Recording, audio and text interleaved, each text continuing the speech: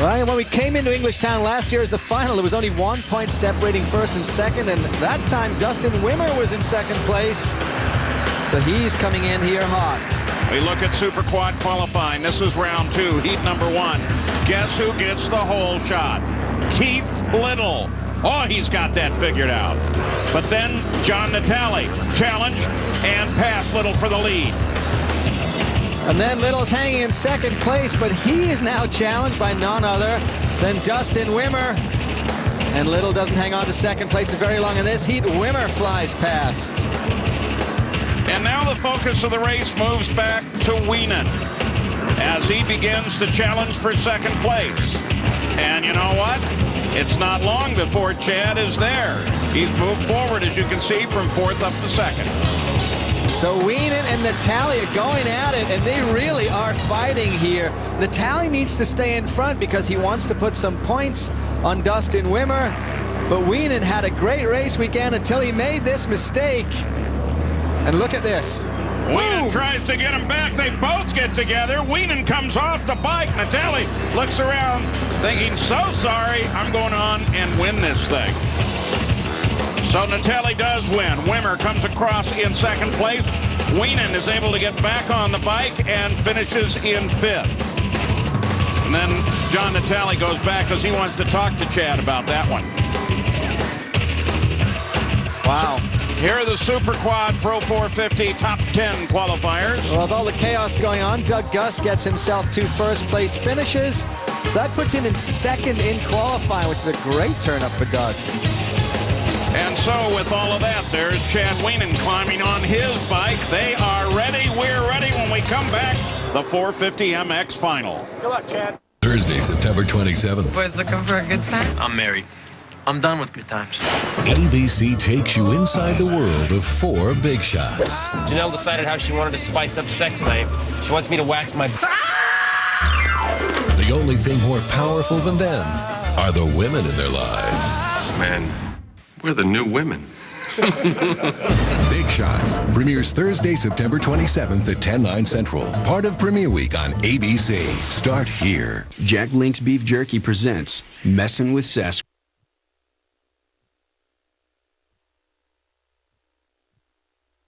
Because it kind of twists and turns in on itself. Here you go up over the first hill, down into a very tight 180. And this we're coming up to is the famous off-camber turn where Dustin Wimmer does so well. And you come around over the big hill once again, and you're heading down towards the finish line stretch. Plenty of challenges here at Englishtown, and there's the Super Quad Pro 450 starting order. And all of the big guys on this gate, this is left to right, and you see here closer towards the right-hand side as you look at it.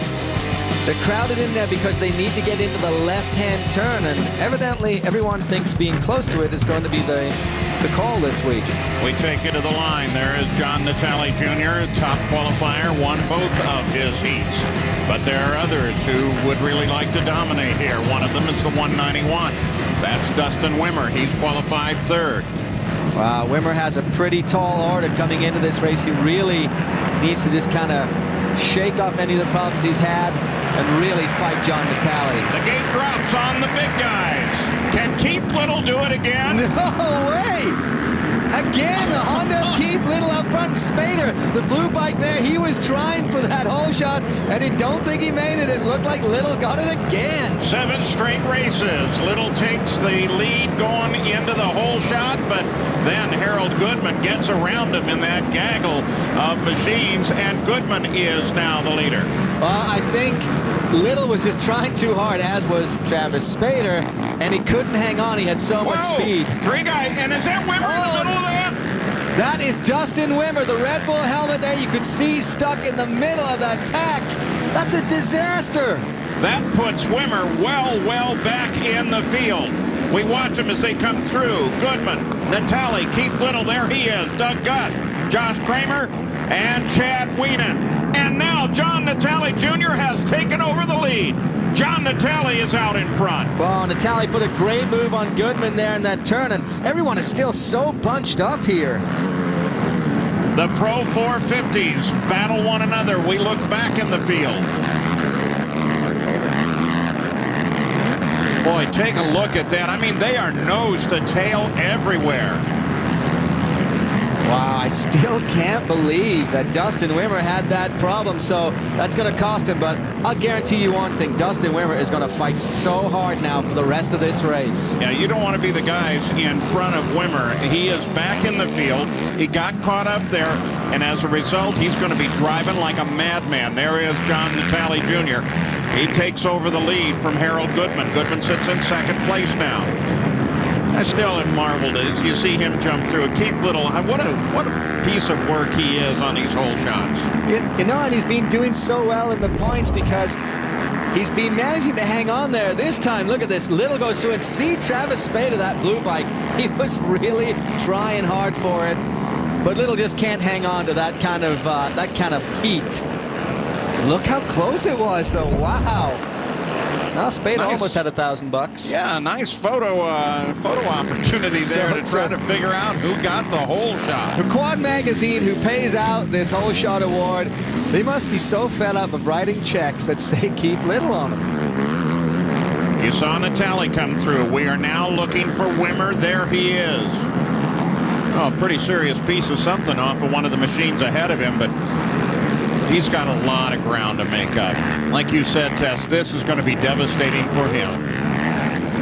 Well, he's sitting back in 10th place right now, and that's an awful lot of traffic between him and Natale. And it's not just traffic. I mean, it's some great racers that are between him and the front of the pack, so he has got a real fight on his hands. Oh, they are putting on a show for this Jersey crowd here today. A crowd, by the way, that really understands its racing. So many events held here at Englishtown Raceway Park, including a NHRA Nationals event. Of course, these guys, Supercross, all of that comes in here. Wow, just watching Dustin Wimmer and how hard he is working this course. He's trying to find any opportunity he can to fight his way through, but this is going to be such a tall order to catch up to this guy, the 13th, John Natale. Natale is just absolutely gone. He's in the process of his traditional, let's just check out of this thing. I'm in front, and why should I mess around with those other guys? Trouble with that thinking is, even though this is a fairly big course, and look at his style, is sooner or later you're going to catch up to some of the slower guys. Give you the relationship. There's second, third, fourth coming through. Interesting there. The 44, the yellow bike there, Chad Weenan just passed Keith Little, so he's now taken third place. And still it remains a terrific fight. Second back all the way through fifth right now. And we look at the battle for fourth. There's Little and Doug Gust. Little on the left. Doug Gust having a good weekend. He qualified in second place with 2 wins in his rounds. He's now working on Little, so Keith Little having a lot of hard work today after getting that hole shot. But I'm amazed that he goes so fast on the hole shot and manages to hang on so well through these races. See how long he can hold off Doug Gust. And Harold Goodman has now been passed as he drops back from second to third. Some great shots there, really showing you how violently the dirt and the rock comes up as they pass through different sections of the course. You know, and this course is in such great condition. The moisture in the dirt means that you don't have a lot of that dust flying around. You get great hookup. Your tires just grab the dirt, propel you forward. So it's turning out to be a great race course and a phenomenal race so far. Unbelievable battle, with the possible exception of John Natale, who doesn't have to battle with anybody. Once he got into the lead, he was gone. But behind him, look at all this. You have Goodman, Keith Little, that's Doug Gust right behind, and Kramer on the Kawasaki there. He's in contention. Oh, Little gets in trouble. He gets a little bit wide there, and in doing so, he gives way. Doug Gust comes around. Wow, that really is a turn up. Now he has to battle Kramer. So you see there the red bike, the Honda in front of the green bike, the Kawasaki, and Kramer taking that fast outside line. And tries to get a wheel inside him as they come into the left-hander. And continues to work on Little. Look at that. Second all the way back. They are all right together. 6 machines all together on this course. Wow, these really are some great shots of the Raceway Park course. Oh, look who's creeping in here. This is Dustin Wimmer behind Pelchat there. So Wimmer is starting to charge through the field. And has caught the front of the field at this point. So that front, though, is fairly deep and very crowded right now. But, of course, that's the kind of thing that he especially likes. Get in there and battle. Well, there is Wimmer. He's really working. I've never seen this kid race so hard. Currently sits in 8th place. Remember, had the trouble right off the start and has had to work his way back. A nice move there. Josh Kramer gets past Little, so he now is chasing down Doug Gust. There's a lot of movement going on in this race. Even though John Natale's pretty comfortable at the front, there's an awful lot of action right behind him. Oh, this group has been spectacular the entire time. John Natale, we look for him again, pick up on where he is on the course, because he is well out, there he is, well out in front of everybody else. But the rest of the battle that comes down behind him has been very spectacular. And there is more yet to come as we look for the finish of the Super Quad Pro 450 when we come back.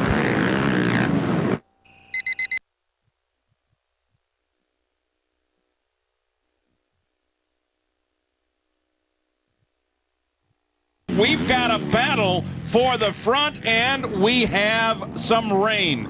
That may change things. Well, I have to admit, I was the first one to think John Natale was going to just check out. Oh, he was gone. He was going to get miles away from these guys.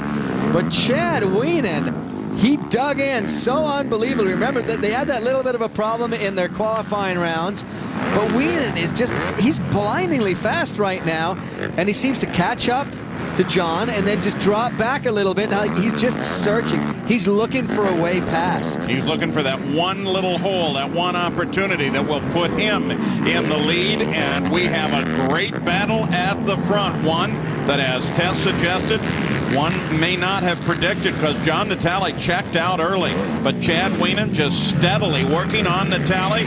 Closes up every now and then. He takes a dart left or right, no doubt, trying to figure out where Natale is good, where he's bad, and where he can get him. Okay, one of the interesting things, this rain is falling down, and you can see sections of this race course that look different. They look a little bit shinier, and what happens is, with this nice hard dirt they have here in Englishtown, it kind of packs down and creates what we call a blue groove. And that's where, you know, you're laying down rubber. You usually get super fast traction, and typically it's on the takeoff peaks. And what happens when you add water to that is all of it, oh yeah, it just becomes snot, and that may play in here. So John Natale Jr. is now under attack from Chad Wienen. And Wienen looks in several places of the course, like right there, like he is much faster. He just has to figure out how to get around John Natale. And this is just like the fight these two had back in Richmond, you know, the Virginia round. They were really battling. And it's happening again. I'm just stunned, again, that Chad Wienen managed to make up that space and is just dogging John Natale. 2 turns back, he got dogged down a little bit and looked like he lost a chance at going after Natale, but at least he's maintained position. From time to time, you two can see how the rain continues to fall here, and that's changing conditions. Wienen looks for something on the inside. There's nothing there. Oh, that's tough on that big off-camber turn. And the interesting thing is that Wienen does not choose the same lines as John Natale. He's not just following the leader. He's trying all of the different opportunities there are here on the Raceway Park course. And for the moment, those attempts have been a little costly. They've cost him some time, and Wienen has had to fall back. But John Natale Jr. definitely knows he's there, and Natale appears to have picked up the pace just a bit. Now, we want to go back and look at what's happening behind these guys with a little bit of replay of what has gone on in the past few minutes. Well, here, Doug Gust manages to pass Harold Goodman. That moves him into 3rd position, and Goodman starts fading back. Well, Goodman immediately under attack, though, by Kramer. And Kramer and Wimmer both getting past Goodman. And then, as if that wasn't enough, Dustin Wimmer passes Kramer on that Kawasaki, and he moves into 4th place. What a battle back. So there is stuff going on everywhere here. There is Dustin Wimmer. He is currently fourth place after that wonderful little exchange back in the field. John Natale Jr. is still the leader, and still worrying Natale as best he can is Chad Wienen. So that gives you a little replay of what's been going on in the last few minutes here. They are racing all over this course. Well, I guess nobody should get off the couch for this one. And, you know, we said Dustin Wimmer was going to work hard, but again, I'm just so surprised he's managed to come so far through the field, all the way up to fourth. Now he's trying to figure out how he can chase down Doug Gust, who's sitting in third, and just hopes he can make it up to that battle between Wienen and John Natale. But time is, in fact, running out now. Dustin Wimmer, fourth place. At the front, it remains John Natale with Chad Wienen working on him. We'll try to get you back up to the front here in just a moment. Rain continues to fall, and there continues to be action just about everywhere on this course. Back up to the front. Look at this battle. Natale and Wienen with just 2 laps to go now. The second last time past ITP Tires turn 1. Wow, this really is a close battle. Every now and again you look back on your television screen, you'll see another yellow bike will come in. That is Doug Gust, who is, you know, a fair way behind these two. So really, it's just a race between Wienen and John Natale for who will take the victory here. Dustin Wimmer, who's sitting in fourth, though, he is hoping and praying that Wienen would pass Natale because he wants Natale to get as few points as possible. Yeah, and that would have major impact. Now they're coming up on a slower machine. How will that figure into things? John Natale now has to not only figure what's behind him, he has to figure what is in front of him and try to figure out, therefore, how he will keep Wienen behind him while still getting around. Well, it becomes no factor because whoever it was decided that maybe if I go down on the inside here, I won't get run over by Natale. Well, actually, that was the 199 of Pat Brown, a great racer himself, just had an unfortunate day here. But he's smartly let Natale and Wienen go through. He knows what's up here. He knows what's in store for all of these riders, so he doesn't want to become a factor in some mistake. And, you know, and going back to mistakes, the start there for Dustin Wimmer, just that's how disasters happen. A small thing on the start line. Well, and also, I mean, it does speak, the point being the whole sportsmanship thing. You see the leaders coming up behind you. Give them an opportunity to go ahead and finish out their battle for the race itself. And this is, without question, a fight. There's the white flag. Just 1 to go, and it's still anybody's race. Wienen chases John Natale. Again, slower machinery ahead. Okay, this is where the number 44, that yellow quad of Chad Wienen, is going to make the crazy move. I mean, he's got, you know, nothing stopping him right now. He needs to get past that white Honda. He is going to fight so hard in the next minute. This is going to be great to watch. Slower traffic just ahead. Wienen and Natale split the course. Now Natale gets caught up. Wienen comes right down on the back of him. They all have to go through this rather tight section. Now can Wienen get him coming off of here? He's going to try. Natale accelerates just a little bit harder. They still have the slower traffic ahead. Now it moves to the side. Wienen continues his pursuit of John Natale, but he's running out of time. Wienen was right on the back bumper of Natale there. The opportunity was definitely there, but Natale is just pulling away every time he gets in the clear. It's almost like he just has a little bit more juice in the Honda this week. Wienen tries ringing the high side. It doesn't work for him. In fact, he loses a few feet.